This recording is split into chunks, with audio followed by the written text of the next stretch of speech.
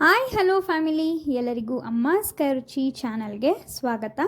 ನಾವಿವತ್ತು ತುಂಬ ಡಿಫ್ರೆಂಟಾಗಿ, ಕ್ವಿಕ್ಕಾಗಿ ಹಾಗೆ ತುಂಬ ಈಸಿಯಾಗಿ ಲಂಚ್ ಬಾಕ್ಸ್ ರೆಸಿಪಿನ ತೋರಿಸ್ತಾ ಇದ್ದೀವಿ.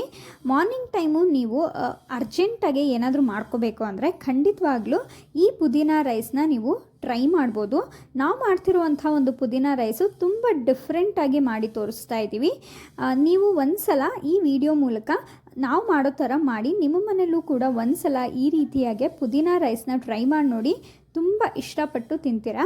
ಯಾವಾಗಲೂ ಟೊಮ್ಯಾಟೊ ಬಾತು, ಪಲಾವು ಇದೇ ಥರ ರೈಸ್ ಬಾತ್ ರೆಸಿಪಿನ ತಿಂದು ಬೇಜಾರಾಗಿದ್ದರೆ ಏನಾದರೂ ಡಿಫ್ರೆಂಟಾಗಿ ಮಾರ್ನಿಂಗ್ ಟೈಮ್ನಲ್ಲಿ ಟ್ರೈ ಮಾಡೋರು ಖಂಡಿತವಾಗ್ಲೂ ಇದನ್ನು ನೀವು ಒಂದು ಸಲ ಟ್ರೈ ಮಾಡಿ ನೋಡ್ಬೋದು.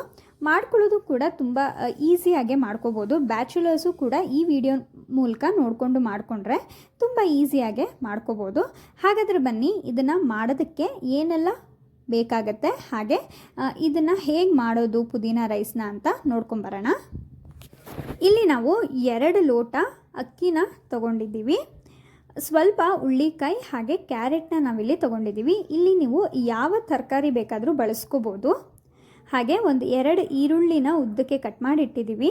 ಇಲ್ಲಿ 1 ನಿಂಬೆಹಣ್ಣನ್ನು ತೋರಿಸ್ತಾ ಇದ್ದೀವಿ. ಇಲ್ಲಿ ನೀವು ಬೇಕಾದ್ರೆ ಅರ್ಧ ನಿಂಬೆಹಣ್ಣಿನ ರಸ ಬೇಕಾದರೂ ಹಾಕೋಬೋದು. ಸ್ವಲ್ಪ ಕರ್ಬೇವಿನ ಸೊಪ್ಪು, ಇಲ್ಲಿ ಪಲಾವ್ ಸಾಮಾನುಗಳು ತೊಗೊಂಡಿದ್ದೀವಿ. ಮರಾಠಿ ಮೊಗ್ಗು, ಸ್ಟಾರ್ ಹೂವು, ಚಕ್ಕೆ, ಲವಂಗ, ಹಾಗೆ 3 ಏಲಕ್ಕಿ ಮತ್ತು ಪಲಾವ್ ಎಲೆನ ತೊಗೊಂಡಿದ್ದೀವಿ. ಇಷ್ಟು ಪಲಾವ್ ಸಾಮಾನ ತೊಗೊಬೇಕಾಗತ್ತೆ. ಹಾಗೆ ಇಲ್ಲಿ ಕೊತ್ತಂಬರಿ ಸೊಪ್ಪು ಮತ್ತು ಪುದೀನಾನ ತೊಗೊಂಡಿದ್ದೀವಿ. ಪುದೀನ ಕೊತ್ತಂಬರಿ ಸೊಪ್ಪಿಗಿಂತ ಸ್ವಲ್ಪ ಜಾಸ್ತಿ ತೊಗೊಳ್ಳಿ. 1 ಗಡ್ಡೆಯಷ್ಟು ಬೆಳ್ಳುಳ್ಳಿನ ಬಿಡಿಸಿಟ್ಟಿದ್ದೀವಿ. ಹಾಗೆ 1 ಇಂಚಷ್ಟು ಶುಂಠಿನ ತೊಗೊಂಡಿದ್ದೀವಿ. 1 ಟೇಬಲ್ ಸ್ಪೂನು ಧನಿಯಾ ಪುಡಿ, 1 ಟೇಬಲ್ ಸ್ಪೂನ್ ಖಾರದ ಪುಡಿ, ಅರ್ಧ ಟೇಬಲ್ ಸ್ಪೂನ್ ಗರಂ ಮಸಾಲ ಮತ್ತು 1/4 ಟೇಬಲ್ ಸ್ಪೂನಷ್ಟು ಅರಿಶಿನ ತೊಗೊಂಡಿದ್ದೀವಿ. 1 ಕಪ್ಪಷ್ಟು ಮೊಸರನ್ನ ತೊಗೊಂಡಿದ್ದೀವಿ. ರುಚಿಗೆ ತಕ್ಕಷ್ಟು ಉಪ್ಪು ಮತ್ತು ಇಲ್ಲಿ ಹಿಂಗನ್ನು ತೊಗೊಂಡಿದ್ದೀವಿ. ಹಿಂಗೆ ಬಂದು ಆಪ್ಷನಲ್, ನಿಮಗೆ ಇಷ್ಟ ಇದ್ದರೆ ಹಾಕ್ಕೊಳ್ಳಿ. ಹಾಗೆ ಸ್ವಲ್ಪ ಎಣ್ಣೆ ಬೇಕಾಗುತ್ತೆ. ಇಷ್ಟು ಪದಾರ್ಥಗಳು ಬೇಕಾಗುತ್ತೆ. ಈಗ ಹೇಗೆ ಮಾಡೋದು ಅಂತ ನೋಡೋಣ. ಮೊದಲಿಗೆ ನಾವು 2 ಲೋಟ ಅಕ್ಕಿನ ನೀರಲ್ಲಿ 10 ನಿಮಿಷ ನೆನೆಸಿಡಬೇಕಾಗತ್ತೆ. ಈ ರೀತಿ ನೆನೆಸಿಡೋದ್ರಿಂದ ಅಕ್ಕಿ ತುಂಬ ಉದ್ರುದ್ರಾಗಿ ಸಾಫ್ಟಾಗಿ ಬರುತ್ತೆ. ಆದ್ದರಿಂದ ಇದನ್ನು 10 ನಿಮಿಷ ನೆನೆಸಿಡೋಣ. ಅಷ್ಟರಲ್ಲಿ ಒಂದು ಮಿಕ್ಸಿ ಜಾರ್ಗೆ ಪುದೀನ ಹಾಕ್ಕೊತಾ ಇದ್ದೀವಿ. ಹಾಗೆ ಕೊತ್ತಂಬರಿ ಸೊಪ್ಪು, ಎಳೆ ಕೊತ್ತಂಬರಿ ಸೊಪ್ಪಿಂದು ಕಡ್ಡಿ ಇದ್ದರೂ ಹಾಕ್ಕೊಳ್ಳಿ, ರುಚಿ ತುಂಬ ಚೆನ್ನಾಗಿರುತ್ತೆ.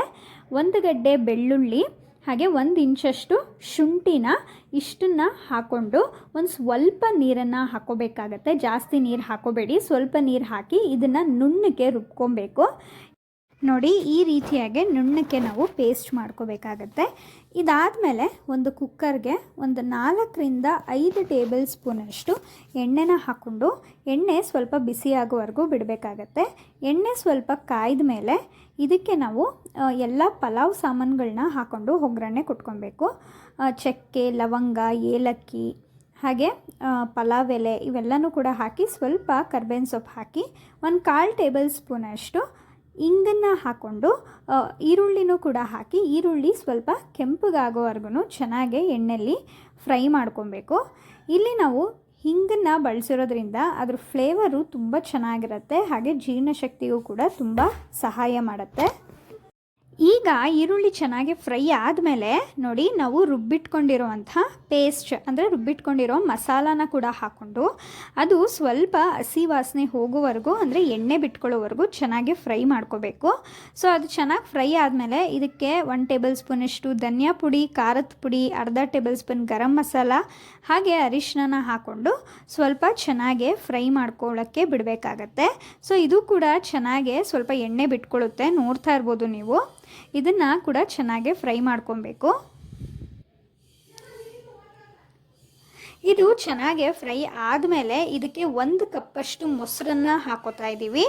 ಇಲ್ಲಿ ಮೊಸರನ್ನ ನೀವು ಹುಳಿ ಜಾಸ್ತಿ ಇದ್ದರೆ ಮೊಸರು ಸ್ವಲ್ಪ ಕಡಿಮೆ ಹಾಕ್ಕೊಳ್ಳಿ, ಇಲ್ಲ ಹುಳಿ ಕಡಿಮೆ ಇದ್ದರೆ 1 ಬಟ್ಲಷ್ಟು ಹಾಕ್ಕೊಳ್ಳಿ. ನಮಗೆ ಸ್ವಲ್ಪ ಹುಳಿ ಕಡಿಮೆ ಇತ್ತು, ಆದ್ದರಿಂದ 1 ಬಟ್ಲಷ್ಟು ಹಾಕ್ಕೊಂಡು ಈ ರೀತಿವರೆಗೂ ಕುದಿಯೋ ತನಕನೂ ಸ್ವಲ್ಪ ಚೆನ್ನಾಗಿ ಮೊಸರನ್ನ ಫ್ರೈ ಮಾಡ್ಕೊಬೇಕಾಗತ್ತೆ. ಇದಾದಮೇಲೆ ಇಲ್ಲಿ ಸ್ವಲ್ಪ ಕ್ಯಾರೆಟು ಹಾಗೆ ಹುಳ್ಳಿಕಾಯಿನ ಬಳಸಿದ್ದೀವಿ ನಾವು.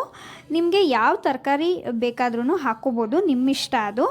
ಇದಕ್ಕೆ ಸ್ವಲ್ಪ ಉಪ್ಪನ್ನು ಹಾಕ್ಕೊಂಡು ಇದನ್ನು ಕೂಡ ಸ್ವಲ್ಪ ಚೆನ್ನಾಗೆ ಬೇಯಿಸ್ಕೊತಾ ಇದ್ದೀವಿ. ಸೊ ನೋಡ್ತಾ ಇರ್ಬೋದು ಚೆನ್ನಾಗೆ ಬೆಂದಿದೆ. ಈಗ ಇದಕ್ಕೆ ನಾವು ಅಕ್ಕಿನ ಏನಾಗಲೇ ನೆನೆಸಿಟ್ಟಿದ್ವಲ್ಲ ಆ ಅಕ್ಕಿನ ಎಲ್ಲ ನೀರೆಲ್ಲ ತೆಗೆದುಬಿಟ್ಟು ಬರೀ ಅಕ್ಕಿನ ಮಾತ್ರ ಹಾಕ್ಕೋತಾ ಇದ್ದೀವಿ. ಅಕ್ಕಿ ಹಾಕಿದ ಮೇಲೆ ಇದನ್ನು ಸ್ವಲ್ಪ ಚೆನ್ನಾಗೆ ಈ ರೀತಿಯಾಗಿ ಮಿಕ್ಸ್ ಮಾಡ್ಕೊಬೇಕು. ಈ ರೀತಿ ಮಿಕ್ಸ್ ಮಾಡ್ಕೊಳ್ಳೋದ್ರಿಂದ ಮಸಾಲೆಗೆ ತುಂಬ ಚೆನ್ನಾಗಿ ಒಂದು ಟೇಸ್ಟ್ನ ಕೊಡುತ್ತೆ ರೈಸು. ಈಗ 2 ಲೋಟ ಅಕ್ಕಿಗೆ 4 ಲೋಟ ಅದೇ ಲೋಟದಲ್ಲಿ ನೀರನ್ನು ಹಾಕೋತಾ ಇದ್ದೀವಿ. ನೀರನ್ನು ಹಾಕೊಂಡ್ಮೇಲೆ ಸೌಟನ್ನ ಬಳಸ್ಕೊಂಡು ಸ್ವಲ್ಪ ಕ್ಲೀನಾಗೆ ತಿರುಗಿಸ್ಕೊಳ್ಳಿ. ಸೊ ನೀರು ಇದು ಚೆನ್ನಾಗೆ ಕುದಿ ಬರಬೇಕು. ಕುದಿ ಬಂದ ಮೇಲೆ ನೀವು ಕ್ಲೋಸ್ ಮಾಡಬೇಕಾಗತ್ತೆ. ನೋಡ್ತಾ ಇದ್ದೀರಲ್ಲ, ಈ ರೀತಿ ಚೆನ್ನಾಗಿ ಕುದಿ ಬರ್ತಿದೆ. ಈಗ ಉಪ್ಪು ಖಾರ ಏನೇ ಇದ್ದರೂ ಚೆಕ್ ಮಾಡಿಕೊಂಡು ಕಡಿಮೆ ಇದ್ದರೆ ಹಾಕ್ಕೊಳ್ಳಿ. ಇದಕ್ಕೆ ಒಂದು ಅರ್ಧ ಹೋಳಷ್ಟು ನಿಂಬೆ ಹಣ್ಣನ್ನು ಕೂಡ ಹಾಕೋತಾ ಇದ್ದೀವಿ. ಸೊ ಇದೆಲ್ಲನೂ ಕೂಡ ಹಾಕ್ಕೊಂಡು ಇದನ್ನು ಕ್ಲೀನಾಗೆ ಮಿಕ್ಸ್ ಮಾಡಿಬಿಟ್ಟು ಇದು ಚೆನ್ನಾಗಿ ಕುದಿ ಬರಬೇಕಾದ್ರೆ ನಾವು ಕುಕ್ಕರ್ನ ಕ್ಲೋಸ್ ಮಾಡ್ಕೋತಾ ಇದ್ದೀವಿ. ಈಗ ಇದು 2 ವಿಷಲ್ ಬರಬೇಕು, ಅಲ್ಲಿವರೆಗೂ ನಾವು ಬಿಟ್ಟಿದ್ದೀವಿ. ಈಗ 2 ವಿಷಲ್ ಬಂದಿದೆ. ಸೊ ಈಗ ಓಪನ್ ಮಾಡಿದ್ದೀವಿ. ನೋಡ್ತಾ ಇರ್ಬೋದು ಎಷ್ಟು ಚೆನ್ನಾಗಿ ಆಗಿದೆ ಅಂತ. ಸೊ ಎಷ್ಟು ಉಡಿಯಾಗೆ ಆಗಿದೆ. ಸೊ ಇದನ್ನು ಈಗ ಚೆನ್ನಾಗೆ ಒಂದು ಸೌಟನ್ನ ಬಳಸ್ಕೊಂಡು ಸ್ವಲ್ಪ ಮಿಕ್ಸ್ ಮಾಡ್ಕೊಳ್ಳಿ. ಜಾಸ್ತಿ ಮಿಕ್ಸ್ ಮಾಡ್ಕೊಳ್ಳೋಕ್ಕೆ ಹೋಗಬೇಡಿ.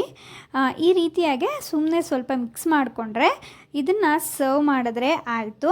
ತುಂಬ ರುಚಿಯಾಗಿರುವಂಥ ಪುದೀನ ರೈಸು ತುಂಬ ಡಿಫ್ರೆಂಟಾಗಿ ಮಾಡಿ ತೋರಿಸಿದ್ದೀವಿ ಈ ವಿಡಿಯೋ ಮೂಲಕ. ಸೊ ಒಂದ್ಸಲ ನೀವು ಈ ರೀತಿಯಾಗಿ ಪುದೀನ ರೈಸ್ ಬಾತ್ನ ಒಂದ್ಸಲ ಟ್ರೈ ಮಾಡಿ ನೋಡಿ, ತುಂಬ ಚೆನ್ನಾಗಿರುತ್ತೆ. ಸೊ ನೀವು ತರಕಾರಿ, ಆಲೂಗಡ್ಡೆ, ನಿಮಗಿಷ್ಟ ಆಗುವಂಥ ತರಕಾರಿಗಳನ್ನ ನೀವು ಹಾಕ್ಕೊಂಡು ಮಾಡ್ಕೋಬೋದು. ತುಂಬ ಸಿಂಪಲ್ಲಾಗೆ ತುಂಬ ಈಸಿಯಾಗೆ ಮಾಡ್ಕೊಬಿಡ್ಬೋದು. ಬ್ಯಾಚುಲರ್ಸ್ಗಾಗಿರ್ಬೋದು ಅಥವಾ ಬಿಗಿನರ್ಸ್ಗೆ, ಅಡುಗೆ ಕಲಿತಿರೋರಿಗೆ ತುಂಬ ಯೂಸ್ಫುಲ್ ಆಗುತ್ತೆ ಈ ವಿಡಿಯೋ ಮತ್ತು ಈ ರೆಸಿಪಿ. ಯಾಕಂದರೆ ತುಂಬ ಈಸಿಯಾಗೆ ಟೇಸ್ಟಿಯಾಗೆ ಒಂದು ರೆಸಿಪಿನ ನೀವು ಆರಾಮಾಗೆ ಕಲ್ತ್ಕೊಬೋದು.